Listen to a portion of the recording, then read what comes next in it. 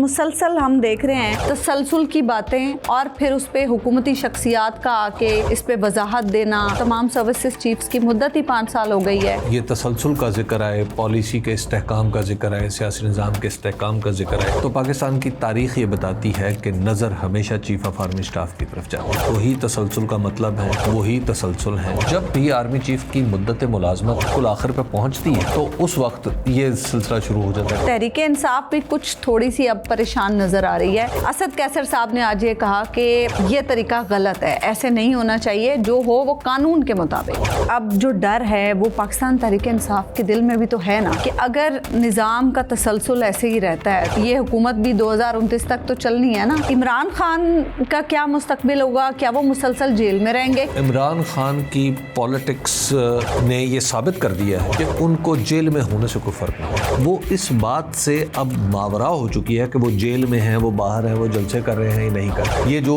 آپ کو حکومت چلتی پھرتی بھاگتی دوڑتی نظر آ رہی ہے, کبھی ادھر جا رہی ہے کبھی ادھر جا رہی ہے, یہ سارا کچھ کرنے کے باوجود بھی گراؤنڈ پہ پولیٹیکل امپیکٹ اس کا زیرو. اچھا, آج بھی اس کو الیکشن جیتنے کے لیے ضرورت ہے مدد کی. السلام علیکم ناظرین, آپ دیکھ رہے ہیں تھرڈ امپائر. پاکستانی سیاست میں گزشتہ کئی روز سے تسلسل کی بات تسلسل سے کی جا رہی ہے.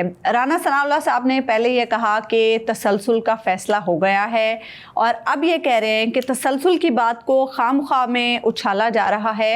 ایکٹ آف پارلیمنٹ کے بعد مدت ملازمت ہی 5 سال ہو چکی ہے. نومبر 2027 میں جب یہ مدت ختم ہوگی تو ایکسٹینشن کا سوال پیدا ہوگا.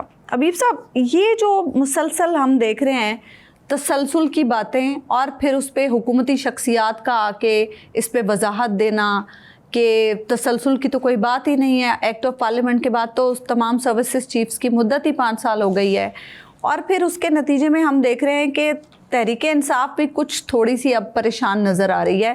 اسد قیصر صاحب نے آج یہ کہا کہ یہ طریقہ غلط ہے, ایسے نہیں ہونا چاہیے, جو ہو وہ قانون کے مطابق ہو.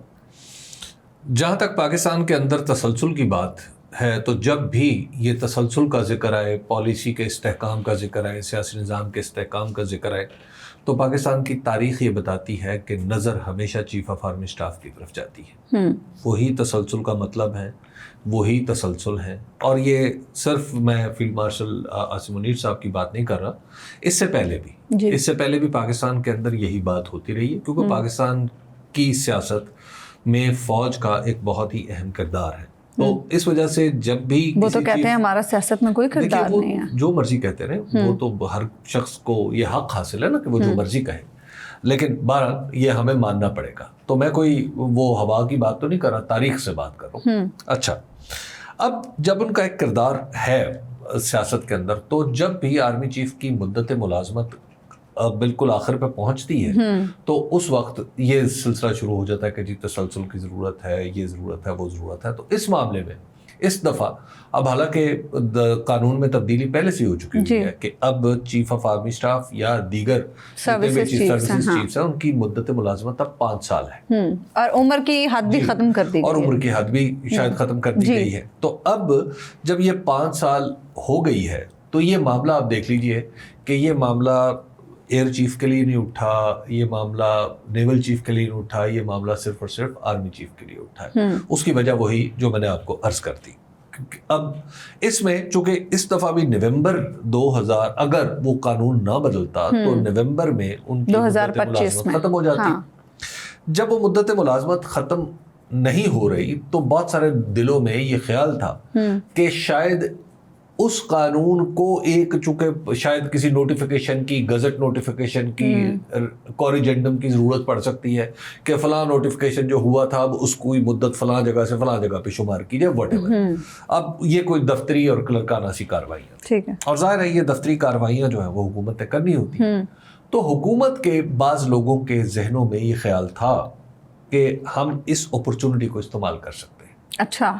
اچھا, اپوزیشن کے بعض لوگوں میں یہ خیال تھا کہ اگر ہو سکتا ہے یہی نقطہ جو ہے وہ لڑائی کا باعث بن جائے, وجہ تنازع بن جائے. اور ایک طرف جو حکومت کے کچھ لوگ تھے ان کا یہ خیال تھا کہ شاید اس موقع کا فائدہ اٹھا کے ہم اپنی طاقت تھوڑی سی بڑھا سکیں.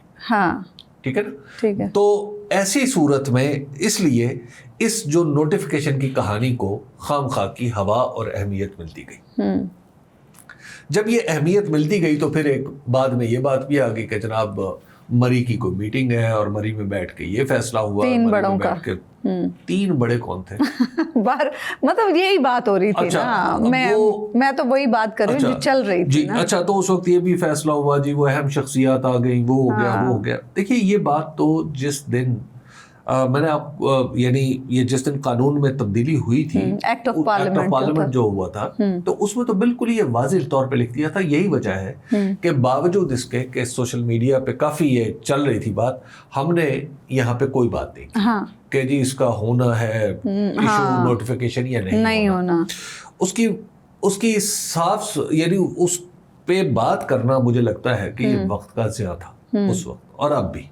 اب چونکہ آپ نے سوال پوچھ لیا ہے تو میں آپ کو عرض کر دوں کہ نوٹیفیکیشن میں ایکچولی ایک چھوٹی سی سیاست تھی جس کو وہ بھی بعد میں سامنے آئی کہ جس کو کھیلنے کی کوشش کی گئی, لیکن بہرحال بیل منڈے نہیں چڑھ سکے. نہیں جی, آسمان کے مقابلے پہ زمینی لوگ کچھ نہیں کر سکتے. ہاں اچھا, لیکن حبیب صاحب ایک اب جو ڈر ہے وہ پاکستان تحریک انصاف کے دل میں بھی تو ہے نا کہ اگر نظام کا تسلسل ایسے ہی رہتا ہے, یہ حکومت بھی 2029 تک تو چلنی ہے نا, مطلب اکارڈنگ ٹو الیکشن کے اگر ہم وہ دیکھیں تو عمران خان کا کیا مستقبل ہوگا؟ کیا وہ مسلسل جیل میں رہیں گے؟ کیونکہ ان کو ہم دیکھتے ہیں وہ فرملی اپنے اس سٹینڈ پہ کھڑے ہیں اب تک کہ میں ان کے آگے نہیں جھکوں گا, یا میں ان کی بات نہیں مانوں گا, یا میں ڈیل نہیں کروں گا.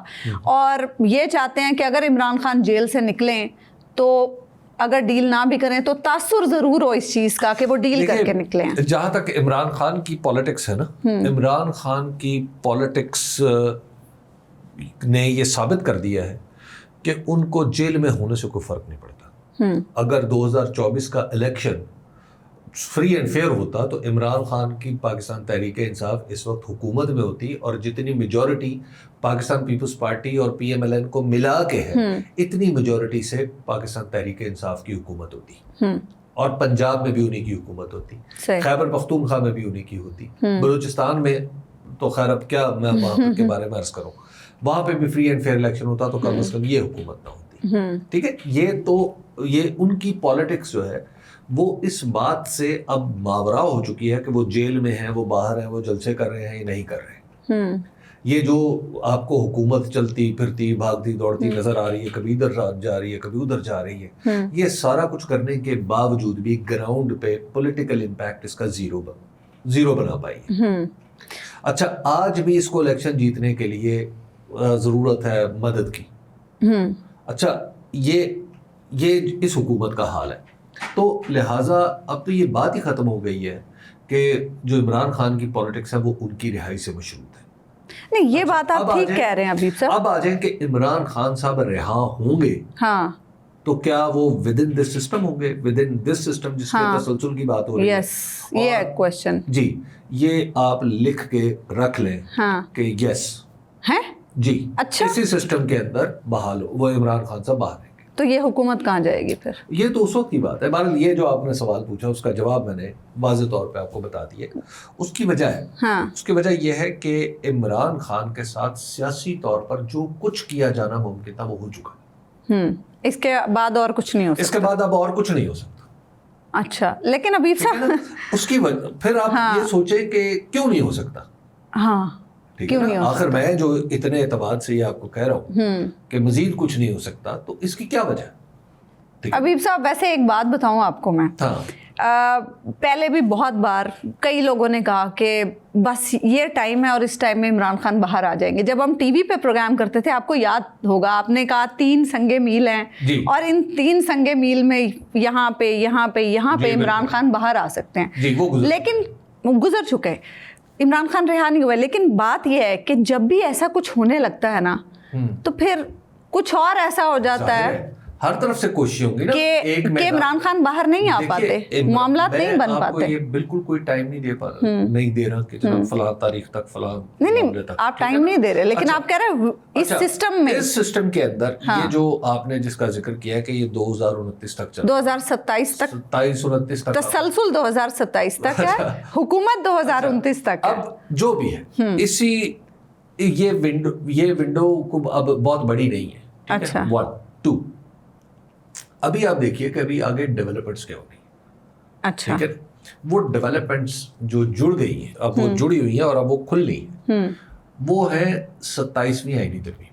हाँ ठीक है, 27वीं आईनी तरमीम ऑन द कार्ड्स है एज ऑफ टुडे, जिसके बारे में हुकूमत को तो कुछ जिसके पता बारे नहीं में है, हुकूमत को कुछ नहीं पता, किसी को भी कुछ पता नहीं, किसी को है। कुछ पता नहीं। हाँ 27वीं आईनी तरमीम ऑन द कार्ड्स है। अच्छा। अब ये अगर आती है तो आप देखिएगा कि पाकिस्तान का जो मौजूदा सिस्टम है इसके अंदर क्या होता है, ये जो असेंबली के अंदर चल रहा है, ठीक है ना, क्या होता है आप देखिए, ये तो अब डिपेंड करता है ना जब उसकी चीजें सामने आएंगी, लेकिन जो कुछ अभी सुनाई दे रही है उसमें आपको साफ पता चल रहा है कि वो अगर तो ये इस तरह हुई तो इस सिस्टम का जो मौजूदा पीडीएम सो कॉल्ड है कि पीएमएलएन और पीपल्स पार्टी पर मुश्तमिल, इन दोनों में से एक की कुर्बानी देनी पड़ेगी। अच्छा जी, और वो अच्छा ठीक है, लेकिन अभी साहब 27वीं तरमीम में जो चीज़ें हम सुन रहे हैं वो तो कुछ एक ख़ास तौर पर सियासी जमात के लिए तो बहुत ज़्यादा परेशानी का बायस भी है ना।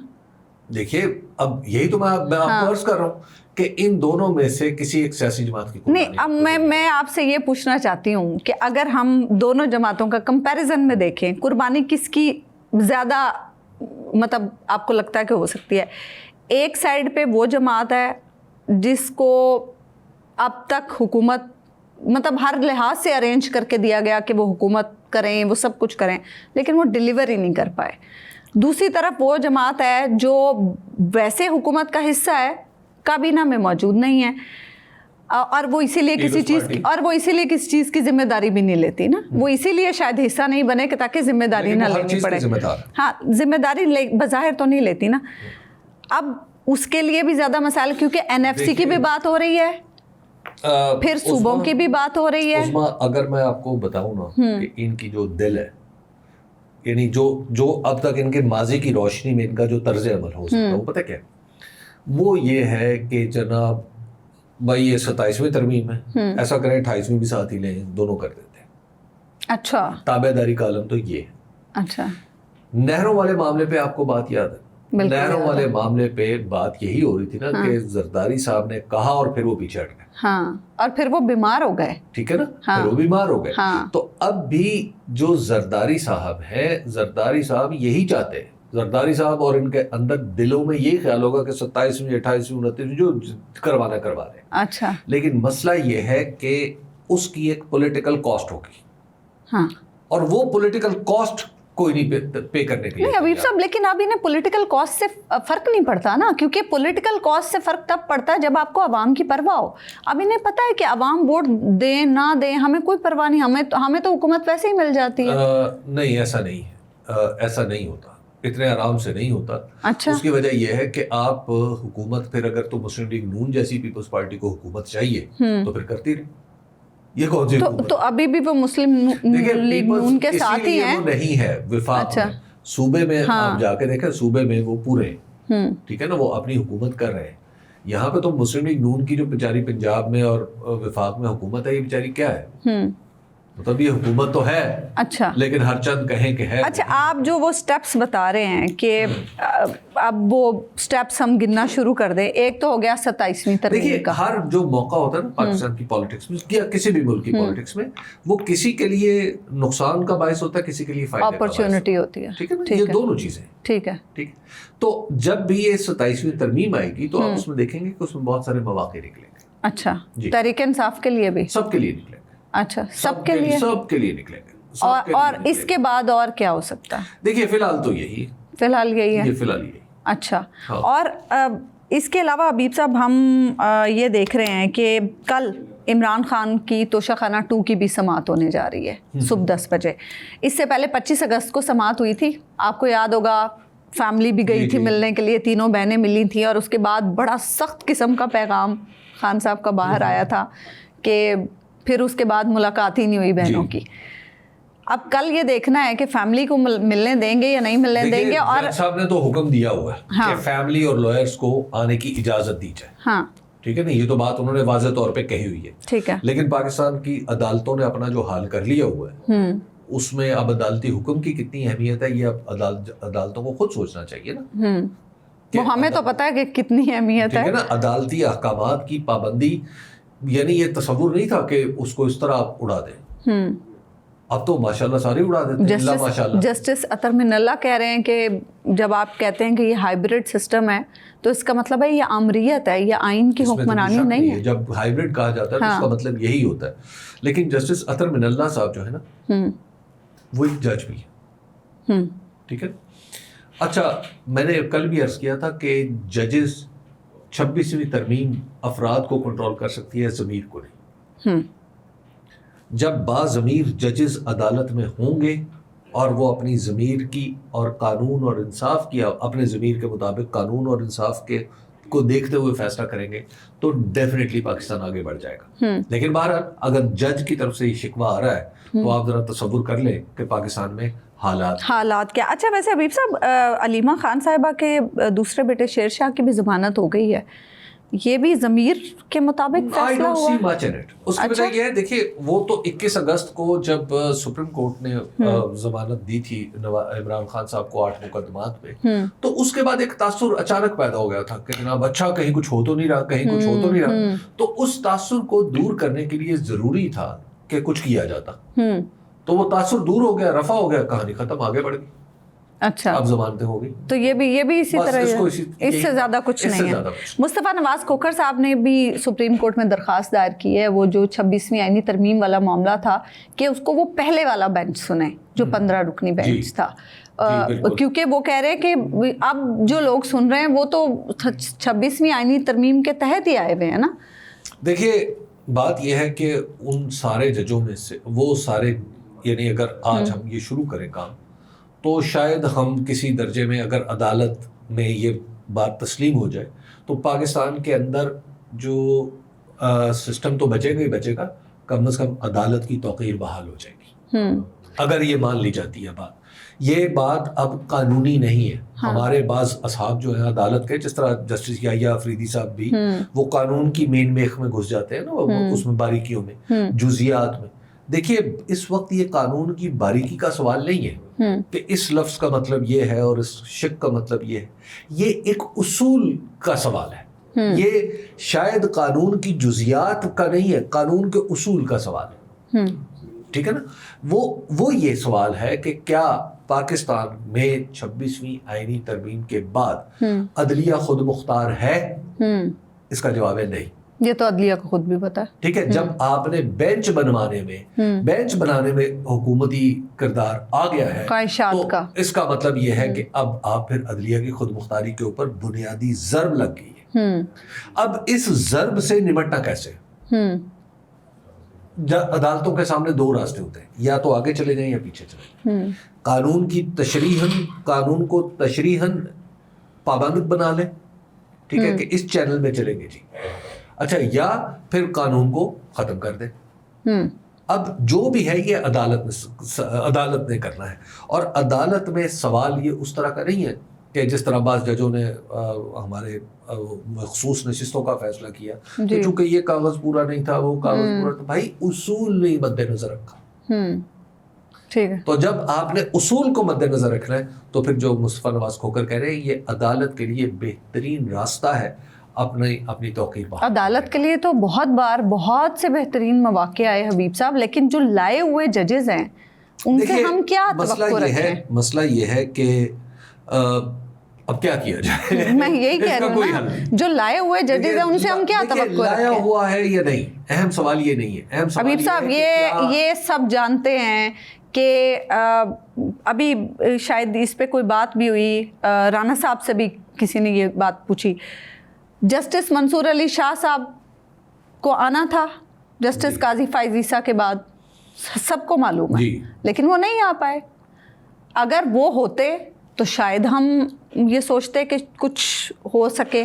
دیکھیے اب ہمارے ہاں جو چیف جسٹس آف پاکستان کا منصب ہے اب وہ واضح تلقین کا منصب ہے. میں تو عرض آپ کو ہاں آئینی بینچ کے بعد کچھ اہمیت رہ بھی نہیں عدالت اب ادھر چلی. ہاں یہ جو باقی ہے یہ بھی اس کا کہنے کو یہ عدالت ہے, چیف جسٹس آف پاکستان بھی ہے, اور مطلب لیکن بہرحال اب وہ بات پہلے والی نہیں رہی. اور جسٹس یحییٰ آفریدی نے اس اپنی کھوئی ہوئی سپیس کو ریکلیم کرنے کی کوشش بھی نہیں کی. جسٹس یحییٰ آفریدی نے ایک جس طریقے سے وہ چل رہے ہیں وہ طریقہ واضح و تلقین کا منصب ہی ہے بس. تو اس کا مطلب ہے کہ مصطفیٰ نواز کھوکھر صاحب کی جو درخواست ہے وہ انٹرٹین نہیں ہوگی. اگر تو حالات کو دیکھے تو لگتا ہے نہیں, قانون کو دیکھے اور عدالت کی ضرورت کو دیکھے اور پاکستان کے دستور کو دیکھے تو لگتا ہے ہاں اچھا ٹھیک ہے. لیکن پاکستان میں آپ کو پتہ ہے زیادہ تر معاملات حالات کے تابع ہوتے ہیں, دستور و قانون کے کم. سارے اس وقت تو حالات کے تابع ہیں. حبیب صاحب یہ محمود خان اچکزئی صاحب کی کوئی ناراضگی ہو گئی ہے پی ٹی آئی والوں سے؟ کچھ خبریں ایسی چل رہی تھیں کہ وہ ناراض ہو گئے ہیں, بلوچستان واپس چلے گئے ہیں. بلوچستان میں ایک جلسے کے لیے گئے تھے, پھر وہاں سانحہ ہو گیا اور اب بھی وہیں ہیں. اب بات یہ ہے کہ جو محمود خان اچکزئی صاحب ہیں وہ تو انہوں نے تو بلکہ پاکستان تحریک انصاف کو کافی اپنے ساتھ جوڑا ہوا ہے اور وہ آگے بڑھ رہے ہیں اس حساب سے. انہوں نے تو جوڑا ہوا, لیکن پاکستان تحریک انصاف کے اندر بھی تو کچھ تحفظات تھے نا جب خان صاحب نے انہیں اپوزیشن لیڈر کے لیے نامینیٹ کیا. بہت سارے لوگوں نے اپنے آپ کو عمران خان کی نظروں میں کمزور ثابت کر لیا ہے. اچھا ٹھیک ہے نا. اس کی ایک میں مثال دیتا ہوں آپ کو. وہ کیا؟ ابھی حال ہی میں کچھ لوگ گئے عمران خان صاحب کے پاس, انہوں نے انہیں کہا عمران خان صاحب, حال ہی میں تو بیرسٹر گوہر کی ملاقات ہوئی ہے. خیر عمران خان صاحب نے جانے والے ملاقاتیوں نے کہا کہ عمران خان صاحب پوری پارٹی یہ چاہتی ہے کہ مذاکرات جو ہے نا ہم کریں. اچھا. انہوں نے کہا آپ تو مذاکرات کی بات بالکل نہ کریں, آپ جتنا کریں وہی کرتے رہیں بس. اچھا وہ بیچارے اپنا سمو لے کے باہر آ گئے. اب دیکھیے اور انہوں نے اب ذرا دیکھی وہ جو پھر اسی طرح ان تک بات پہنچی کہ جناب یہ قائد حزب اختلاف محمود خان اچکزئی صاحب کو کیسے بنائیں گے, یہ ہوگا وہ ہوگا. انہوں نے کہا بس آپ یہ فیصلہ مجھے کرنے دیں. پھر یہ ہوا کہ محمود خان اچکزئی صاحب تک بھی پارٹی کے اندر کچھ چیزیں پہنچی کہ جی پارٹی کے اندر تھوڑی بہت ایسے ویسے ہے, تحفظات ہیں یہ وہ. تو انہوں نے پھر عمران خان صاحب کو ایک میسج بھیجا. وہ کیا؟ وہ یہ تھا کہ جناب آپ کی بڑی نوازش ہے کہ آپ نے ہمیں اس قابل سمجھا, لیکن یہ ذہن میں رہے کہ یہ میں ایک نشست تھا, میرے پاس ایک نشست. اعتراض بھی یہی تھا پاکستان تحریک انصاف والوں کا کہ ان کے پاس تو صرف ایک نشست ہے.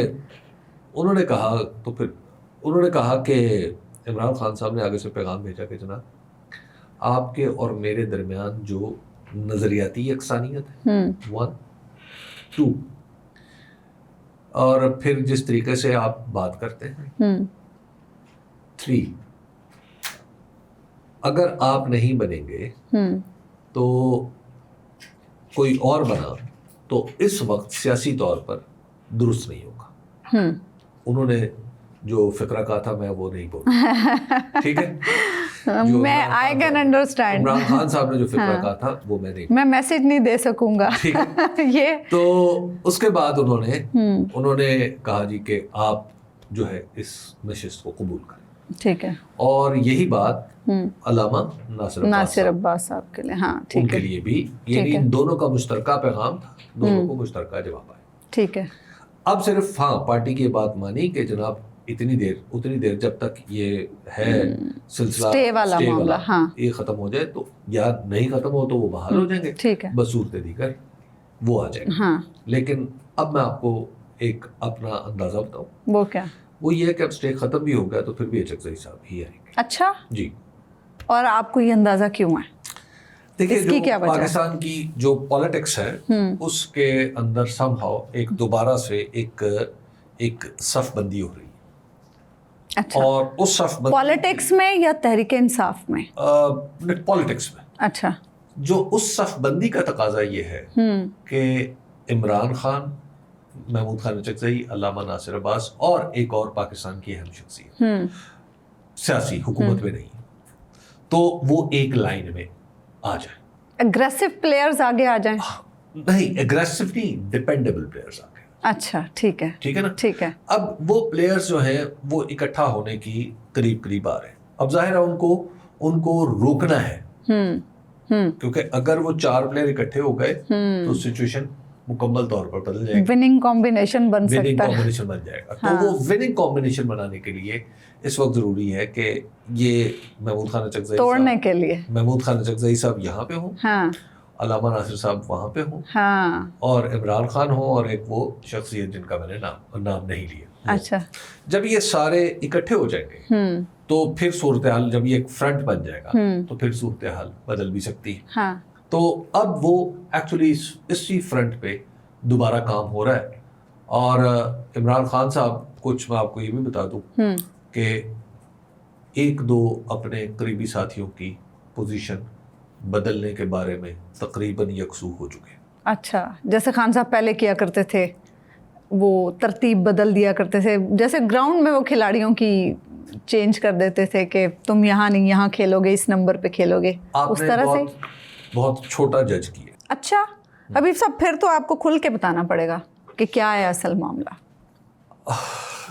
अच्छा देखें, मैं ना आम तौर पे किसी भी पार्टी की जो अंदरूनी सियासत होती है उसका हिस्सा खैर किसी भी सियासत का नहीं बनता, लेकिन मैं उन मामलात पे ज़रा गुरेज करता हूँ। देखिए, इस वक्त जो मेरे सामने जो चीज़ें, जो इन्फॉर्मेशन है, उसके मुताबिक अली अमीन गंडापुर साहब में और इमरान खान साहब की सोच में फासला पैदा हो चुका है। अच्छा, अब खान साहब इस बात पर, यानी उनके करीबी हल्के ये बताते हैं कि वो इस बात पर गौर कर रहे हैं कि क्या इस वक्त तब्दीली मुनासिब होगी खैबर पख्तूनख्वा में। अच्छा, ठीक है, ठीक है।